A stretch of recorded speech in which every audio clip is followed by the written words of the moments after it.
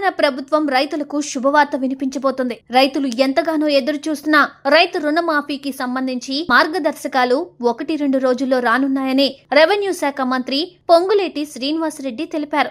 August చివరికల్లా రైతు రుణమాఫీ పూర్తి చేస్తామని ఆయన స్పష్టం చేశారు. రైతుల రుణాలు మాఫీ చేయడానికి కడుపు కట్టుకుని నిధులను సమీకరిస్తున్నామని గుర్తు చేశారు. ఇప్పటి వరకు 9,000 కోట్లు వ్యవసాయ శాఖకు ఇచ్చినట్లు తెలిపారు. మిగతా నిధులు కూడా పలు వనరుల ద్వారా సేకరించి వ్యవసాయ శాఖకు అందజేస్తామని తెలియజేశారు.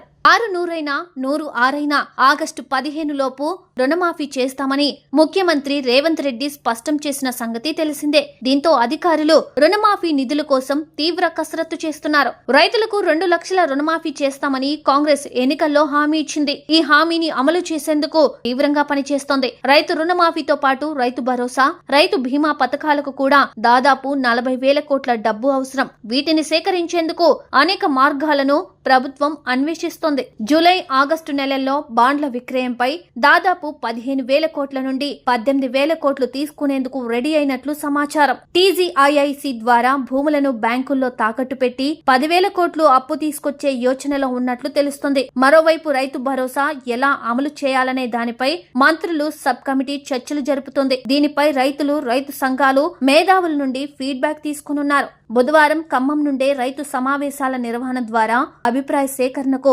శ్రీకారం చుడుతున్నట్లు రెవెన్యూ శాఖ మంత్రి పొంగులేటి శ్రీనివాసరెడ్డి తెలియజేశారు. ఈ పథకం ఉద్దేశమే పెట్టుబడి సాయమని, వ్యవసాయం చేయని వారికి ఎందుకు ఇవ్వాలని మంత్రి ప్రశ్నించారు. సన్న, చిన్నకారు రైతుల వరకే అవసరమని భావిస్తున్నట్లు చెప్పారు. తన కుటుంబానికి వచ్చిన రైతు బంధు సాయం తీసుకోవడం లేదని చెక్కులు వాపస్ చేసినట్లు పేర్కొన్నారు. రైతు భరోసా ఇచ్చేందుకు మార్గదర్శకాలు రూపొందిస్తామని తెలియజేశారు.